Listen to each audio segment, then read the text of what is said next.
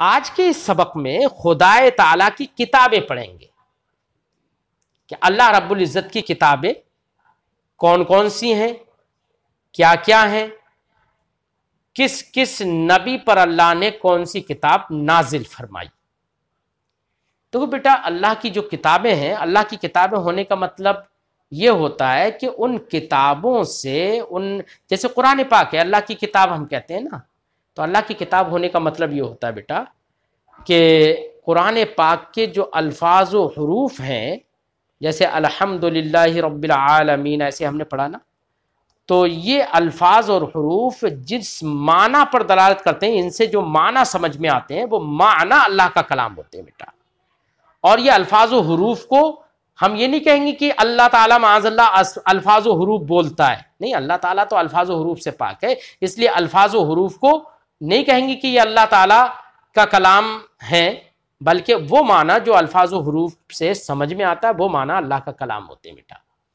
तो सारी किताबें अल्लाह की जो किताबें हैं, अल्लाह की किताबें, तो अल्लाह की किताबें होने का मतलब ये कि अल्लाह की जानिब से नाजिल की हुई किताबें, ये मुराद है।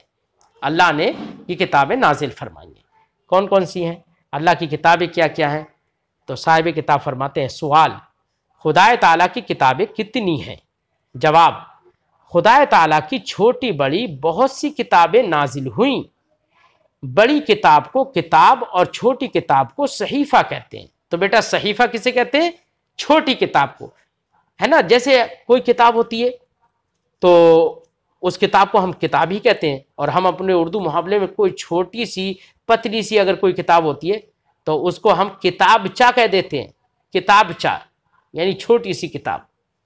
ऐसे ही अल्लाह की जो किताबें हैं उनमें से जो बड़ी बड़ी किताबें हैं, जैसे कुरान है, इंजील है, तौरात है, ज़बूर है, इनको तो किताब ही कहते हैं, लेकिन अल्लाह ने कुछ नबियों पर छोटी छोटी किताबें नाजिल फरमाई थी, उन किताबों को सहीफा कहा जाता है। फरमाते बड़ी किताब को किताब और छोटी को सहीफा कहते हैं। उनमें 4 किताबें बहुत मशहूर हैं, जो बड़ी बड़ी किताबें हैं उनमें 4 किताबें बहुत मशहूर हैं। अव्वल तौरात जो हज़रत मूसा अलैहिस्सलाम पर नाजिल हुई, दूसरी ज़बूर जो हज़रत दाऊद अलैहिस्सलाम पर नाजिल हुई, तीसरी इंजील जो हज़रत ईसा अलैहिस्सलाम पर नाजिल हुई, और चौथी कुरान मजीद जो हमारे नबी सल्लल्लाहु अलैहि वसल्लम पर नाजिल हुआ। तो ये बेटा यहाँ पर ये दिखाया गया कि अल्लाह की कौन सी किताबें हैं, कौन कौन सी किताबें हैं बड़ी, और कौन सी बड़ी किताब किस नबी पर नाजिल हुई, ये बातें मालूम हुई इस सवाल में। अब एक अगला सवाल है, सवाल, पूरा कुरान मजीद एक दफ़ा नाजिल हुआ या थोड़ा थोड़ा?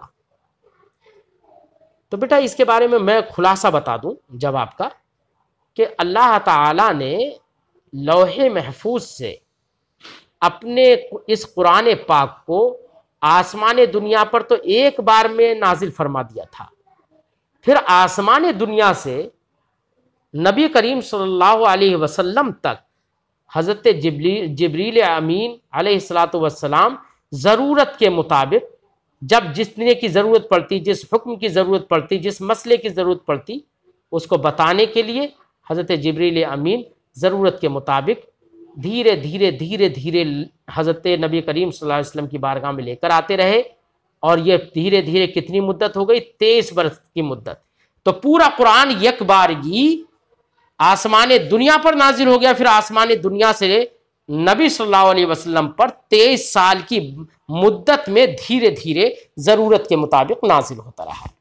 सवाल, पूरा कुरान मजीद एक दफ़ा नाजिल हुआ या थोड़ा थोड़ा? जवाब, पूरा कुरान मजीद एक दफ़ा इकट्ठा नहीं नाजिल हुआ, बल्कि ज़रूरत के मुताबिक 23 बरस तक थोड़ा थोड़ा नाजिल होता रहा, है ना। तो ये हमारे नबी सल्लल्लाहु अलैहि वसल्लम पर नाजिल होने को बता रहे हैं, यानी आसमान दुनिया से हमारे नबी पर थोड़ा थोड़ा 23 बरस तक नाजिल होता रहा। और रहा एक बारगी, तो एक बारगी अल्लाह ने लौहे महफूज से आसमान दुनिया पर नाजिल फरमा दिया था। सवाल, क्या कुरान की हर सूरत पर ईमान लाना जरूरी है? ईमान लाने का मतलब ये होता है बेटा, किसी सूरत पर या किसी आयत पर ईमान लाने का मतलब ये है कि अल्लाह ने जो इसमें फरमाया है वो हक है, हम उसका यकीन करते हैं, ये होता है ईमान लाने का मतलब। फरमाते हैं सवाल, क्या कुरान की हर सूरत पर ईमान लाना ज़रूरी है, उसकी हक्कानियत का यकीन करना ज़रूरी है? जवाब, हाँ, कुरान मजीद की हर सूरत और हर आयत पर ईमान लाना ज़रूरी है। अगर एक आयत का भी इनकार कर दे, यानी ना माने, या ये कहे कि कुरान जैसा नाजिल हुआ था अब वैसा नहीं बल्कि घटा बढ़ा दिया गया है, तो वो काफिर है। हमारे ज़माने में जो राफजी है ना, जो अपने आप को शिया कहते हैं, ये लोग यही कहते हैं, कुरान पाक की हर आयत पर यकीन नहीं रखते, बल्कि ये क्या कहते हैं, माअज़ल्लाह, ये लोग कहते हैं कि अल्लाह रब्बुल इज़्ज़त ने नबी सल्लल्लाहु अलैहि वसल्लम पर तो पूरा कुरान नाजिल किया, लेकिन सरकार दो आलम सल्लल्लाहु अलैहि वसल्लम के विसाल के बाद हज़रत अबू बकर सिद्दीक़, हज़रत उमर फारूक के लिए कहते हैं कि इन्होंने कुरान को अपने मंशा के मुताबिक बदल डाला है ना, घटा बढ़ा दिया।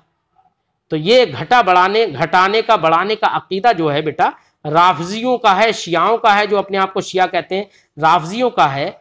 और साहिब किताब फरमाते हैं, हमारे फुक़हा ने फरमाया है कि अगर कोई शख्स ये यकीन रखे कि कुरान मुकम्मल नहीं है बल्कि उसमें घटा बढ़ा दिया गया है, तो ऐसा शख्स काफिर है। इसलिए ये सारे के सारे राफजी जो हैं वो काफिर हैं, क्योंकि कुरान पाक को वो सही नहीं मानते, वो कहते हैं इसमें घटा बढ़ा दिया।